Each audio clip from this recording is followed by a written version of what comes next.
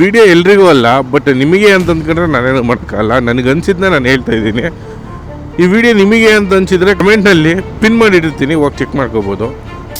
So called ಸ್ವಲ್ಪ ಜನ ನಮ್ಮ ಊರಿನ ಉದ್ಧಾರಕರು ಏನು ಮಾಡ್ತಿದ್ದಾರೆ ಅಂತಂದರೆ, ಈಗ ಸುಮಾರು ದಿನದಿಂದ ನಾನು ಕೇಳ್ತಾ ಇದ್ದೆ, ಈ ವಿಚಾರದ ಬಗ್ಗೆ ಮಾತಾಡಬೇಕು ಅಂತ ಅಂದ್ಕೊಂಡಿದ್ದೆ, ಬಟ್ ಟೈಮ್ ಸಿಕ್ಕಿರಲಿಲ್ಲ. ನಮ್ಮ ಹಿರಿಯೂರಿನಲ್ಲಿ ಬೈ ಎಲೆಕ್ಷನ್ಸ್ ಬಗ್ಗೆ ಓಡಾಡ್ತಿದ್ದಾರೆ, ಬಟ್ ಬೈ ಎಲೆಕ್ಷನ್ಸ್ ಇನ್ನೂ ಅನೌನ್ಸ್ ಆಗಿಲ್ಲ. ಸೊ ಈಗಿಂದನೇ ಅವರ ಒಂದು ಗ್ರಿಪ್ನ ಜಾಸ್ತಿ ಮಾಡ್ಕೋಬೇಕು ಅಂತ ಎಲ್ಲ ಕಡೆ ಟಾರ್ಗೆಟ್ ಮಾಡಿದ್ದಾರೆ. ಅದಕ್ಕೆ ಮೈನ್ ಸಪೋರ್ಟು ನಮ್ಮ ಸೋಕಾಲ್ಡ್ ಇನ್ಫ್ಲುಯೆನ್ಸರ್ಸ್. ಏನಕ್ಕೆ ಅಂತಂದರೆ ಯಾವಾಗಲೂ ಒಂದ್ಸರಿ ಏನಕ್ಕೋ ಪೇಯ್ಡ್ ವರ್ಕ್ ಮಾಡಿದ್ರು, ಏನಕ್ಕೆ ಮಾಡಿದ್ರು ಗೊತ್ತಿಲ್ಲ. ನೋಡ್ದಂಗೆ ಎಲ್ಲರೂ ಪ್ರಮೋಷನ್ಸಲ್ಲಿ ಚೆನ್ನಾಗೇ ದುಡ್ಡು ಮಾಡ್ಕೊತಿದ್ದಾರೆ, ಒಳ್ಳೆಯದು ಅದು. ಏಕೆಂದರೆ ಅವ್ರ ಎಫರ್ಟು ಅವ್ರು ಮಾಡ್ಕೊಳ್ಳೋದ್ರಲ್ಲಿ ತಪ್ಪೇನಿಲ್ಲ. ಒಂದು ಸ್ವಲ್ಪ ದಿನದ ಹಿಂದೆ ಯಾವುದೋ ಕಮೆಂಟ್ಸಲ್ಲಿ ನೋಡ್ತಾ ಇದ್ದೆ, ನನಗೆ 10,000 ಕೊಟ್ಟಿಲ್ಲ, 10,000 ಕೊಟ್ಟಿಲ್ಲ. ಪ್ರಮೋಷನ್ಸು ಮಾಡ್ಬೋದು, ಎಲೆಕ್ಷನಲ್ಲಿ ನೀವು ದುಡ್ಡು ಮಾಡೋವಂಥದ್ದು ಏನಿದೆ?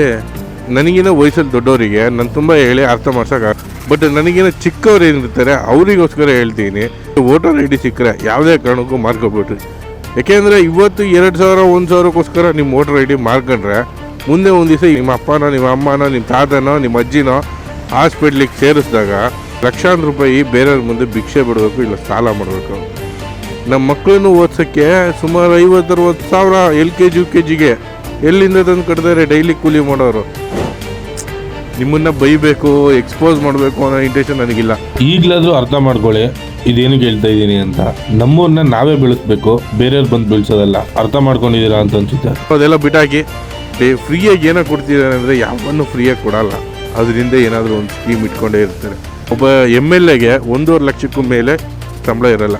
ಇನ್ನು ಉಳಿದ ಫೆಸಿಲಿಟೀಸ್ ಎಲ್ಲ ಗೌರ್ಮೆಂಟ್ ನೋಡ್ಕೊಳ್ಳುತ್ತೆ. ಆದರೂ ಕೂಡ ಲಕ್ಷಾಂಗಟ್ಲೆ ಡೈಲಿ ಲಕ್ಷಾಂಗಟ್ಲೆ ದುಡ್ಡು ಏನಕ್ಕೆ ಸುರಿತಿದ್ದಾರೆ ನಮ್ಮೂರಲ್ಲಿ?